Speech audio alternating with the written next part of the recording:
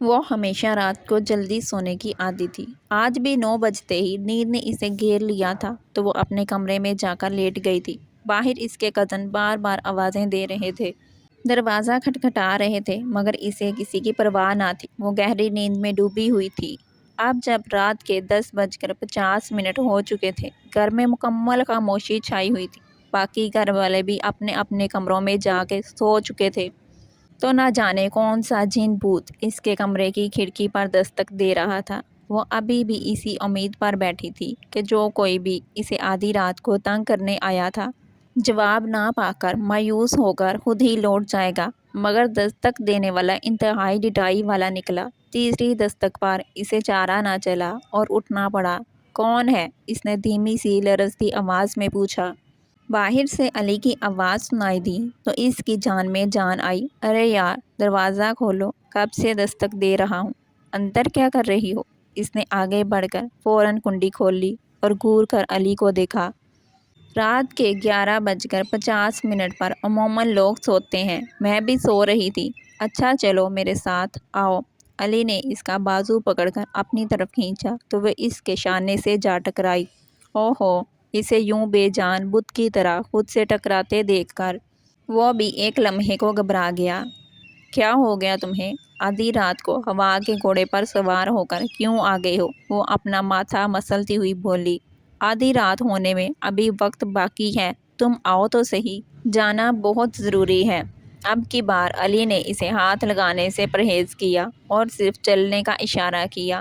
کیا ہوا؟ اماں کی طبیعت تو ٹھیک ہے نا؟ اسے اماں ابا کا خیال آیا تو چہرے پر پریشانی چھا گئی۔ کل شام سے ابا میاں کی طبیعت ناساز تھی اور وہ کلینک میں داخل تھے، اسی وجہ سے آج پورا خاندان ان کے گھر جمع تھا۔ اب چھپانے کا کیا فائدہ؟ دراصل ابا میاں نیند میں تمہیں ہی پکار رہے تھے، علی نے اتنی رونی شکل بنا کر کہا تو وہ فوراً پلٹی، بستر پر پڑا دوپٹہ اٹھایا اور جھٹک کر سر پر ڈال کر باہر نکل آئی۔ وہ تمام راستے سر پر دوپٹے کا پلو ڈالے دونوں ہاتھ اٹھا کر ابا میاں کی طبیعت کی بحالی کی دعا مانگتی رہی، جبکہ علی ڈرائیونگ کرتے ہوئے ایک نگاہ اس پر ڈالتا اور مسکرا دیتا۔ گاڑی کلینک کے بجائے ایک قریبی ریسٹورنٹ کے سامنے رک گئی تو وہ چونک اٹھی۔ ابا میاں اس وقت ریسٹورنٹ میں کیا کر رہے ہیں؟ اس نے علی سے پوچھا تو وہ قہقہ لگا کر ہنس پڑا۔ وہ گاڑی پارک کر کے اترا اور اسے پیچھے آنے کا اشارہ کیا۔ وہ بھی حیرت میں ڈوبی اس کے پیچھے چل دی۔ ریسٹورنٹ کا مینیجر آگے بڑھا اور میز کی طرف اشارہ کیا۔ علی اس میز پر جا کر بیٹھ گیا۔ وہ بھی حیران ہوتی اس کے سامنے بیٹھ گئی۔ ابا میاں کہاں ہیں؟ اس نے ارد گرد نگاہ دوڑائی، پورے ریزورٹ کا جائزہ لیا مگر ابا میاں کہیں نظر نہ آئے۔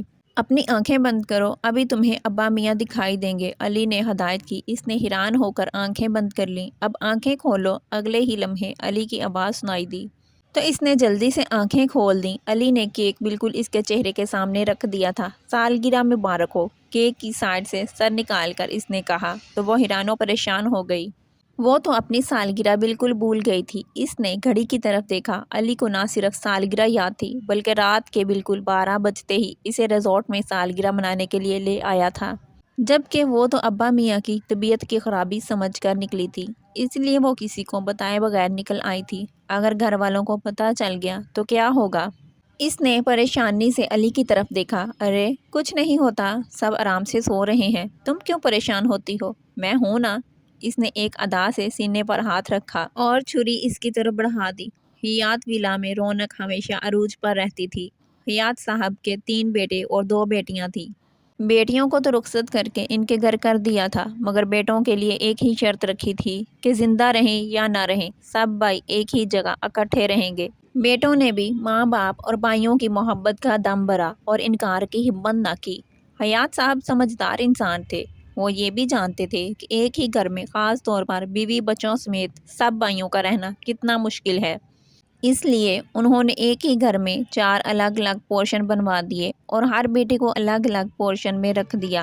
خود وہ اپنی بیوی یعنی دادی کے ساتھ سب سے بڑے بیٹے کے پورشن میں رہائش پذیر تھے۔ بڑوں نے اپنے بڑے پن کی وجہ یعنی حیات صاحب کے سب سے بڑے بیٹے کے پورشن میں رہائش اختیار کی تھی کیونکہ وہاں دادا دادی موجود رہتے تھے۔ بچے اپنی فرمائشیں اور خواہشیں لے کر دادا دادی کے گھٹنوں سے لگ جاتے اور دادا دادی ان کی خواہش پوری کرنے میں ایک لمحہ بھی ضائع نہ کرتے، مگر حیات صاحب کی لاتیں تو سونے کا نوالا تھا، مگر شیر کی نگاہ سے دیکھنے انہوں نے کبھی کسی بچے کو بے جا لاڈ پیار سے نہ بگاڑا، بلکہ اصولوں کی بنیاد پر تربیت کی۔ گھر کا ماحول بچوں کے لیے ہمیشہ سخت رہا تاکہ وہ اپنی حدود اور تعلیم میں ہمیشہ آگے رہیں۔ ویسے تو ابا میاں اپنے تمام پوتے پوتیوں سے محبت کرتے تھے، مگر دوسرے نمبر کے بیٹے عظیم کی بڑی بیٹی عائشہ سے ان کا خاص لگاؤ تھا، شاید اس لیے کہ وہ گھر کی پہلی پوتی تھی۔ ان کے بڑے بیٹے مقیم صاحب کے 3 بیٹے تھے، جن میں علی دوسرے نمبر پر تھا اور عائشہ سے 3 سال بڑا تھا۔ علی اور عائشہ کی بچپن سے ہی بہت گہری دوستی تھی۔ عائشہ کو بھی وہ اچھا لگتا تھا، مگر وہ پسندیدگی میں اتنا آگے نہیں بڑھی جتنا علی بڑھ گیا تھا۔ بچپن کی دوستی کب محبت میں بدل گئی، علی کو پتہ بھی نہ چلا۔ وہ زندگی سے بھرپور جوشیلا نوجوان تھا، جو زندگی کے ہر لمحے کو خوب منانا جانتا تھا۔ وہ اپنے پیار اور عائشہ کے لیے وقتاً فوقتاً محبت کا اظہار کر دیا کرتا۔ تمام کزن جانتے تھے کہ وہ عائشہ کی محبت میں گرفتار ہے، مگر عائشہ ہمیشہ اس کی محبت سے کتراتی رہی۔ وہ علی کی الفت اور توجہ اپنے لیے دیکھتی تو ڈر جاتی، وہ اظہار اور اقرار سے گریزاں تھی۔ محبت جیسی چیز پر تو اسے ویسے بھی اعتبار نہ تھا، مگر اس کی طرف سے علی کے جذبات کی قدر دل سے کرتی تھی۔ وہ علی کے اظہار محبت پر اسے روکتی، منع کرتی، مگر وہ باز نہ آتا۔ عائشہ ایک معصوم اور سادہ لڑکی تھی۔ علی کو اس کی معصومیت بہت بھاتی تھی۔ وہ سب کزنوں کے سامنے دھڑلے سے عائشہ سے محبت کا دعویٰ کرتا، مگر گھر کے بڑوں کو اس بات کا علم نہ تھا۔ وہ عائشہ کی محبت میں گرفتار ہے اور اسے اپنانا چاہتا ہے۔ اگر بڑوں میں سے کسی کو بھی پتہ چل جاتا تو وہ اس کی اور عائشہ کی درگت بنا دیتے۔ اس نے سوچ رکھا تھا کہ جیسے ہی اسے نوکری ملے گی، وہ دادی جان کے کان میں یہ بات ڈال دے گا کہ اسے عائشہ سے شادی کرنی ہے۔ وہ جانتا تھا کہ آگے دادی جان خود ہی سب سنبھال لیں گی۔ اگر عائشہ ابا میاں کی لاڈلی تھی تو وہ بھی بی جان یعنی دادی کا لاڈلا تھا۔ علی جلدی کرو نا، رات کا 1 بج گیا۔ واپسی کے رستے میں 5 منٹ میں عائشہ نے اسے 20 بار جلدی کرنے کی تاکید کی تو وہ جھنجھلا سا گیا۔ کیا یار، تم نے سالگرہ بھی ٹھیک سے نہ منائی اور اب گھر ہی تو جا رہے ہیں، جہاز تو نہیں جو اڑا کر لے جاؤں۔ قدیم زمانے کی کھٹارا اسی رفتار سے چلتی ہے۔ اس نے گاڑی کی سپیڈ بڑھاتے ہوئے عائشہ کو سمجھایا، دیکھو عائشہ، گھر میں سب خواب خرگوش کے مزے لے رہے ہیں۔ ویسے بھی ابا میاں کی طبیعت کی خرابی کی وجہ سے کل گھر میں سب جاگتے رہے تو اب سب گھوڑے گدھے بیچ کر سو رہے ہوں گے۔ اس نے عائشہ کی پریشانی کم کرنے کی کوشش کرتے ہوئے اس کے چہرے پر ایک نگاہ ڈالی۔ اگلے ہی لمحے عائشہ کے منہ سے نکلنے والی چیخ سے اس نے سامنے دیکھا اور فوراً بریک لگا دی، مگر گاڑی سامنے سے آتی ہوئی موٹر سائیکل سوار سے ٹکرا چکی تھی۔ عائشہ منہ پر دونوں ہاتھ رکھے حیرت سے آنکھیں پھاڑے سامنے سڑک پر پڑے آدمی کو تک رہی تھی۔ وہ جلدی سے اتر کر نیچے گیا۔ آدمی درد سے کرا رہا تھا، مگر ٹھیک ٹھاک اور زندہ تھا۔ وقت ضائع کرنے کی بجائے گھر پہنچنا زیادہ ضروری ہے، یہ سوچ کر وہ پلٹا اور گاڑی میں جا بیٹھا۔ ابھی اس نے گاڑی سٹارٹ کی ہی تھی کہ کسی نے کھڑکی کو ڈنڈے سے بجایا۔ پولیس کے 2 افسر باہر کھڑے تھے۔ اس کا دل دھک سے رہ گیا۔ وہ اسے نیچے اترنے کا اشارہ کر رہے تھے۔ شرم نہیں آتی؟ ایک بندے کا ایکسیڈنٹ کر کے بھاگ رہے ہو؟ پولیس کے ایک افسر نے عائشہ پر نگاہ جمائی اور کہا۔ وہ دونوں ہاتھوں میں سر تھامے بے حد پریشان بیٹھا تھا۔ پولیس نے ان دونوں کو پکڑ کر تھانے لے آئی۔ اس نے پولیس والوں کو ہر قسم کی پیشکش کر کے دیکھی، مگر وہ ماننے کو تیار نہ ہوئے، بلکہ رشوت کی کوشش پر مزید چڑ دوڑے۔ مجبوراً اسے ابا کا فون نمبر دینا پڑا۔ عائشہ کو تو مارے پریشانی کے برا حال تھا۔ وہ کب سے دوپٹے میں چہرہ چھپائے بیٹھی تھی۔ اسے معلوم ہوتا کہ وہ اس مصیبت میں پھنس جائے گا تو کبھی عائشہ کو لے کر نہ نکلتا، بلکہ گھر میں ہی اس کی سالگرہ منا لیتا، مگر اسے ایسے مہم جوئی کا شوق تھا۔ اب وہ اپنے بال پکڑے خود کو کوس رہا تھا۔ کچھ ہی دیر میں ابا کے ساتھ جلال بھائی اور عظیم چچا آتے دکھائی دیے تو اس سے کچھ اطمینان ہوا۔ کیا یہ دونوں گھر سے بھاگے تھے؟ پولیس کا پہلا سوال ہی غیر متعلقہ تھا۔ وہ غصے سے بولا، میں آپ کو بار بار بتا چکا ہوں کہ ہم کہاں گئے تھے، اب آپ پھر غیر مہذب بات کر رہے ہیں۔ اوہو کاکا، ہم نے تو بات ہی کی ہے، کام تو غیر مہذب تم نے کیا ہے نا۔ ناظم صاحب، آپ ہمیں بتائیں، کیا آپ کو معلوم تھا کہ آپ کی بیٹی رات کے اس پہر اس لڑکے کے ساتھ گھوم رہی ہے۔ شکل و صورت سے تو آپ لوگ شریف لگتے ہیں، اپنی اولاد پر نظر رکھیں، بعد میں سر پکڑ کر روتے ہیں جب پانی سر سے اتر جاتا ہے۔ پولیس کے اس افسر نے کوئی کسر نہ چھوڑی تھی۔ لگتا ہے گھر سے مار کھا کر آیا ہے کام پر آج۔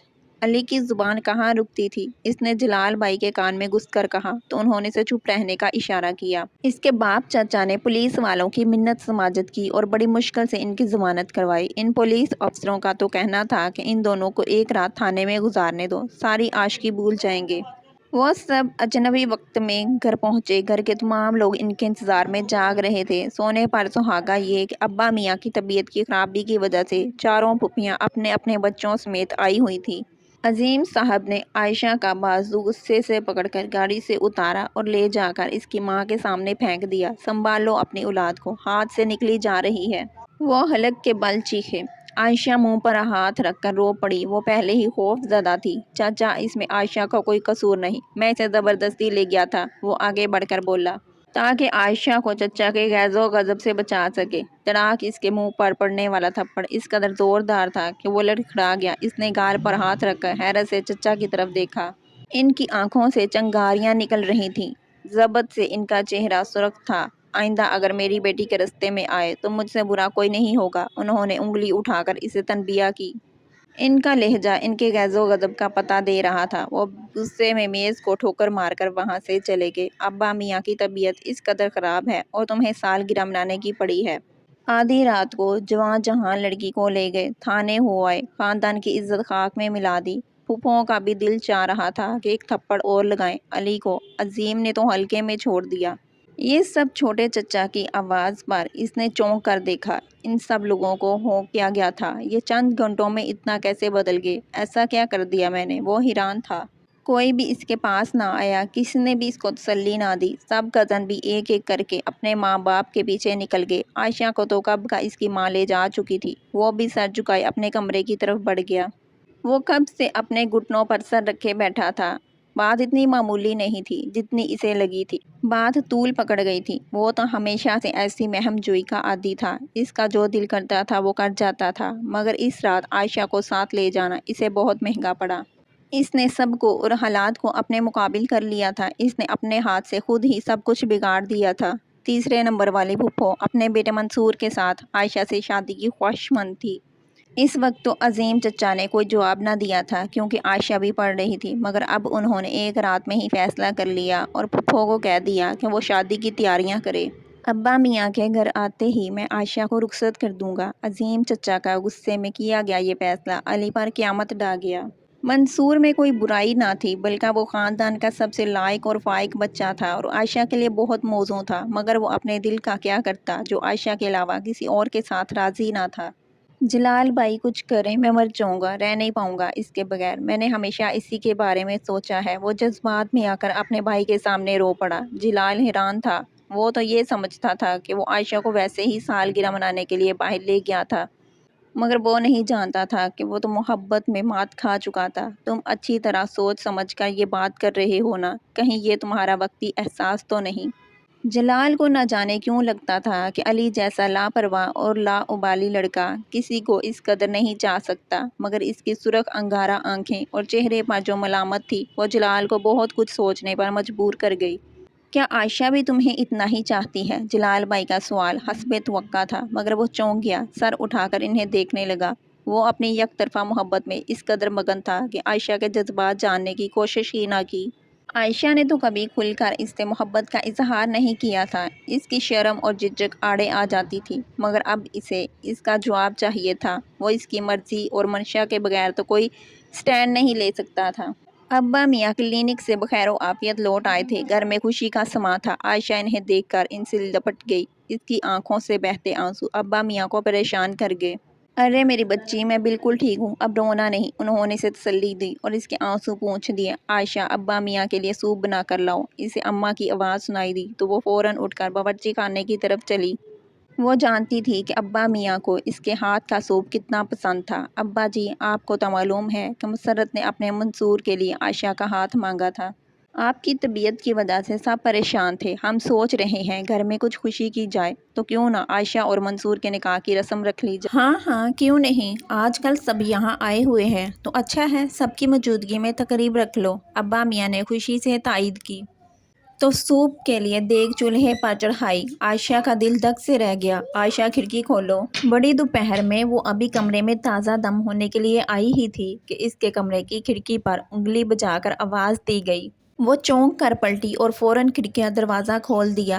علی تم یہاں کیا کر رہے ہو؟ وہ حیرانی سے بولی۔ مجھے تم سے ضروری بات کرنی ہے۔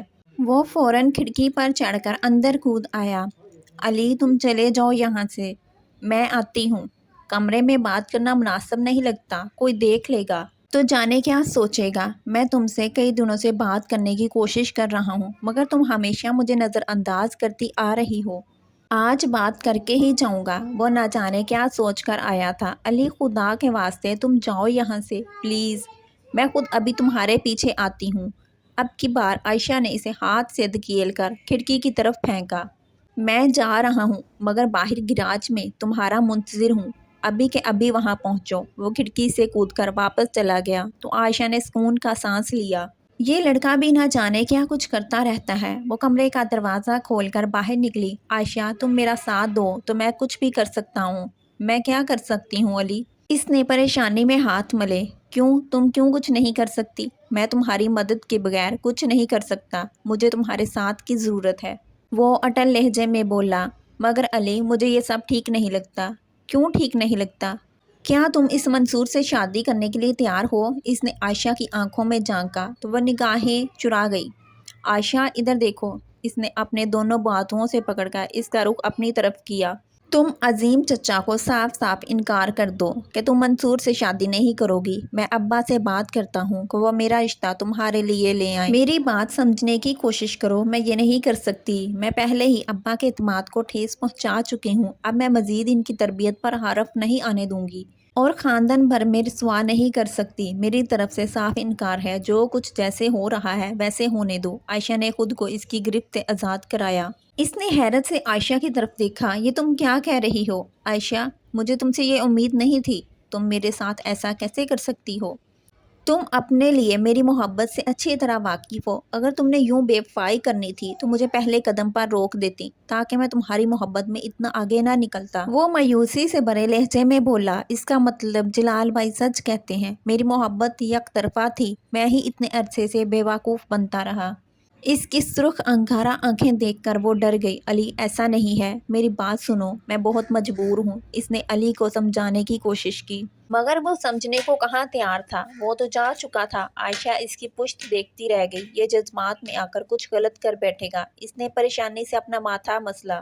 جلال بھائی کی شادی کے بعد یہ خاندان کی دوسری تقریب تھی۔ تمام بڑے بچے بے انتہا خوشی کے ساتھ تیاریوں میں مصروف تھے۔ روزانہ بازاروں کے چکر لگتے، طرح طرح کے ٹوٹکے آزمائے جاتے۔ عورتیں تیاریوں میں لڑکیوں کو بھی پیچھے چھوڑ گئیں۔ کوئی نہ کوئی چہرے پر سفید یا کالا ماسک لگائے گھوم رہی ہوتی۔ وہ ساکھ آنکھوں سے سب کو دیکھتی اور چہرے پر جبراً مسکراہٹ سجائے رکھتی۔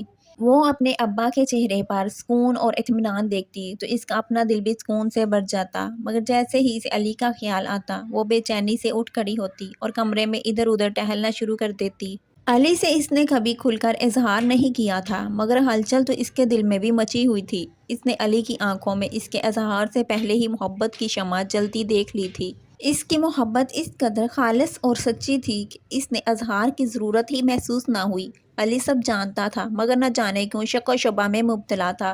کیا علی نے اس کی آنکھوں میں جلتے دیپ نہیں دیکھے تھے جو اس پر نگاہ پڑتے ہی جل اٹھتے تھے؟ کاش اس رات وہ علی کے ساتھ نہ جاتی تو یہ سب کچھ نہ ہوتا۔ ابا ضرور اس کی شادی سے پہلے اس کی مرضی پوچھتے تو وہ صاف صاف علی کا نام لے دیتی، مگر اب صورتحال مختلف تھی۔ ابا کو اس کی وجہ سے سب کے سامنے بہت سبکی اٹھانی پڑی تھی۔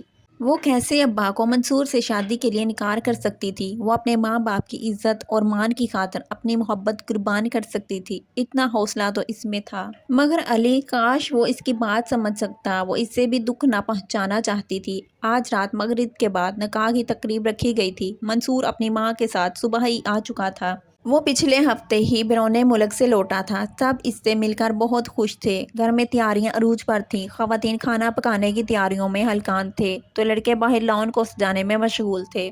ہر طرف رونق دیکھ کر اس کا دل خوشی سے بھر گیا تھا۔ بیرون ملک میں وہ یہ سب رونق بہت مس کرتا تھا، مگر سب سے زیادہ رونق لگانے والا وہ لڑکا علی کہاں تھا؟ ابھی تک علی سے ملاقات نہ ہو سکی تھی۔ اس نے علی کی تلاش میں ادھر ادھر نگاہیں دوڑائیں۔ علی کہاں ہے؟ اس نے تیاریوں میں مصروف عائشہ کے چھوٹے بھائی بابر سے پوچھا۔ وہ تو اپنے کمرے میں ہے، ان کی طبیعت ٹھیک نہیں۔ وہ تیزی سے کہہ کر آگے بڑھ گیا تو وہ علی سے ملنے اس کے کمرے میں چلا گیا۔ کمرے میں گپ اندھیرا تھا۔ اس نے سوئچ بورڈ پر ہاتھ مار کر بتی جلا دی۔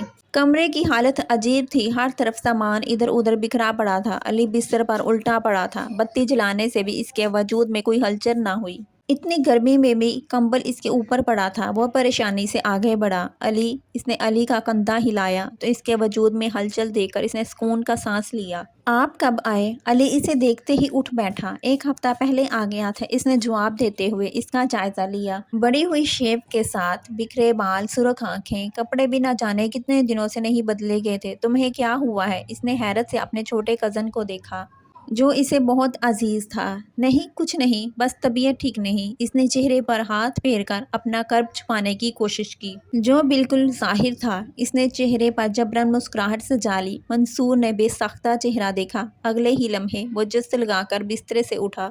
میں ذرا فریش ہو کر آتا ہوں۔ اس سے پہلے کہ اس کے چہرے سے سب کچھ عیاں تھا، وہ باتھ روم میں گھس گیا۔ مجھے عائشہ سے ملنا ہے، بہت ضروری۔ وہ سب سے چھوٹی کزن ملی کی منت سماجت کر رہا تھا۔ مگر منصور بھائی، شام کو آپ کا نکاح ہے، اس وقت جی بھر کر مل لیجیے گا۔ وہ شرارت سے بولی۔ نہیں ملی، مجھے ابھی ملنا ہے، پلیز کچھ کرو۔ وہ منت بھرے انداز میں بولا تو وہ سوچ میں پڑ گئی۔ ٹھیک ہے، آپ ٹیرس پر جائیں، میں عائشہ کو لے کر آتی ہوں۔ وہ عائشہ کو دیکھ کر حیران تھا۔ پیلی پھیکی رنگت، حیران آنکھیں۔ علی کو کیا ہوا ہے؟ اس نے عائشہ سے پہلا سوال علی کے بارے میں پوچھا۔ حسب توقع وہ گھبرا گئی۔ مجھے نہیں معلوم۔ اگلے ہی پل وہ واپس نیچے بھاگ گئی۔ حیات ولا کا پورا لان برقی کمکم سے سجا ہوا تھا۔ مہمانوں کے لیے سفید صوفوں کا انتظام تھا۔ تقریب میں گھر کے لوگ ہی شامل تھے۔ حیات صاحب اپنے تینوں بیٹوں اور بیٹیوں کو ان کی آل اولاد سمیت دیکھ کر بہت خوش تھے۔ عائشہ کو لا کر بٹھا دیا گیا، مگر منصور جو ابھی کچھ دیر پہلے یہاں موجود تھا نہ جانے کہاں غائب ہو گیا۔ کچھ ہی دیر میں وہ علی کا ہاتھ پکڑے آتا دکھائی دیا۔ وہ صوفے پر بیٹھنے کی بجائے سٹیج پر کھڑا ہو گیا۔ بات دراصل یہ ہے کہ میں اپنی ایک ساتھی کو پسند کرتا ہوں۔ اس کے اس اعلان پر سب سکتے میں رہ گئے۔ یہ کیا بکواس ہے؟ اس کی ماں اٹھ کھڑی ہوئی۔ ایک منٹ اماں، مجھے بات کرنے دیں، اس نے نرمی سے ماں کو سمجھایا۔ دراصل جب اماں نے عائشہ سے میرے رشتے کی بات کی تو اماں کو کچھ معلوم نہ تھا، مگر بعد میں نے اماں کو بتا دیا تھا کہ میں اپنی ساتھی سے شادی کرنا چاہتا ہوں۔ اس لیے اماں نے دوبارہ کبھی عظیم ماموں سے کوئی بات نہیں کی۔ مگر اب جب عظیم ماموں نے خود ہی اماں سے اس رشتے کے لیے ہاں کر دی تو اماں انہیں بتا نہ سکیں کہ میں اس سے شادی کے لیے تیار نہیں ہوں، کیونکہ وہ نہیں چاہتی تھیں کہ ان کا بھائی ان سے ناراض ہو۔ اماں نے مجھے عائشہ سے شادی کے لیے منا لیا تھا اور میں اماں کی عزت اور ان کے مکے کی خاطر مان بھی گیا تھا، بالکل ایسے جیسے عائشہ اس رشتے کے لیے مان گئی۔ مجھ سمیت تمام کزن یہ جانتے ہیں کہ عائشہ اور علی ایک دوسرے کو چاہتے ہیں۔ مجھے یہ سمجھ نہیں آتی کہ آخر کب تک ایسا چلے گا۔ بڑوں کی عزت بچانے کے لیے کب تک ہم بچوں کے احساسات کو قربان کیا جائے گا؟ وہ سوال بن کر سب بڑوں سے پوچھ رہا تھا۔ عظیم ماموں، میری آپ سے گزارش ہے کہ آپ عائشہ کا نکاح علی سے کر دیں، وہ اسے بہت خوش رکھے گا۔ وہ عظیم ماموں کے ہاتھ پکڑ کر بول رہا تھا۔ انہوں نے فوراً ہاتھ چھڑوا لیے۔ ایسا نہیں ہو سکتا۔ ابا میاں اپنی لاٹھی ٹیکتے اٹھ کھڑے ہوئے۔ میں نے تم لوگوں کو اتنا تنگ ذہن تو نہیں بنایا تھا کہ اگر بچے اپنی پسند سے شادی کرنا چاہیں تو تم لوگ ظالم سماج بن کر درمیان میں کھڑے ہو جاؤ۔ جب سے میں کلینک سے آیا ہوں میں نے ایک دن بھی عائشہ کے چہرے پر خوشی نہیں دیکھی۔ تم لوگ اندھے ہو جو تمہیں اپنی اولاد کی خوشی نظر نہیں آتی۔ ابا میاں نے سب کو بری طرح لتاڑا۔ ابا، میں تو چاہتا تھا کہ عائشہ میری بہو بنے، مگر میں عظیم کی وجہ سے چپ تھا۔ مکیم نے آگے بڑھ کر ابا میاں کا ہاتھ تھاما۔ وہ نہیں چاہتا تھا کہ ان کی طبیعت دوبارہ خراب ہو۔ بس یہ طے ہے، عائشہ کا نکاح علی سے ہوگا۔ عظیم کی کیا مجال تھی کہ وہ ابا میاں کے فیصلے سے انکار کرتے۔ نکاح سر انجام پا گیا۔ سب بڑے خوش گپ شپ میں علی عائشہ کا ہاتھ پکڑے اس پر لگی مہندی کا جائزہ لے رہا تھا۔ بڑا رنگ آیا ہے، اس کا مطلب پتہ ہے کیا ہے؟ کیا ہے؟ عائشہ نے اترا کر پوچھا۔ اس کا مطلب ہے دلہا اپنی دلہن کو بے پناہ چاہتا ہے۔ یہ تو مجھے معلوم ہے۔ اس نے ایک ادا سے اپنا ہاتھ چھڑوایا۔ تم نے پاؤں پر بھی مہندی لگائی ہے؟ علی نے اس کے پاؤں دیکھے تو چونک کر پوچھنے لگا۔ ہاں لگائی ہے۔ اور اس کا مطلب پتہ ہے کیا ہے؟ وہ شوخی سے بولی۔ تو وہ چونک گیا۔ کیا مطلب ہے اس کا؟ مطلب ہے کہ دلہن بھی اپنے دلہن کو بہت چاہتی ہے۔ اس نے شرماتے ہوئے بالآخر اظہار کر ہی دیا۔ علی دل کھول کر مسکرایا۔ اس کی چاہت کی شدت رائگاں نہ گئی تھی۔ اب وہ دونوں خوشی سے ایک دوسرے کے ساتھ بیٹھے تھے اور پورا خاندان ان کی خوشی میں شریک تھا۔ جو پہلے تنازع اور غلط فہمی کا شکار تھا اب محبت اور اتحاد کی علامت بن چکا تھا۔ عائشہ نے دل ہی دل میں سوچا کہ کبھی کبھی زندگی میں چھوٹی چھوٹی غلط فہمیاں بڑی بڑی خوشیوں کا سبب بن جاتی ہیں۔ اور علی نے بھی اسی رات عائشہ سے وعدہ کیا کہ اب سے وہ کبھی بھی اسے اکیلے میں پریشان نہیں کرے گا بلکہ سب کے سامنے اس کی عزت اور محبت کا اظہار کرے گا۔ یہ کہانی ختم ہوئی مگر اس کی خوشی اور سبق ہمیشہ زندہ رہے گا کہ محبت میں جلد بازی اور چھپ کر قدم اٹھانا کبھی کبھی بڑی مصیبت کا سبب بن جاتا ہے، مگر جب خاندان اور اللہ کی مدد ہو تو سب ٹھیک ہو جاتا ہے اور زندگی میں سکون اور خوشی مل جاتی ہے۔ یہ سبق ہر ایک کو یاد رکھنا چاہیے کہ رشتوں میں ایمانداری اور صبر سب سے بڑی چیز ہے، اور جب یہ دونوں چیزیں ہوتی ہیں تو پھر کوئی بھی مشکل راستہ آسان ہو جاتا ہے اور خوشیوں کا سلسلہ شروع ہو جاتا ہے۔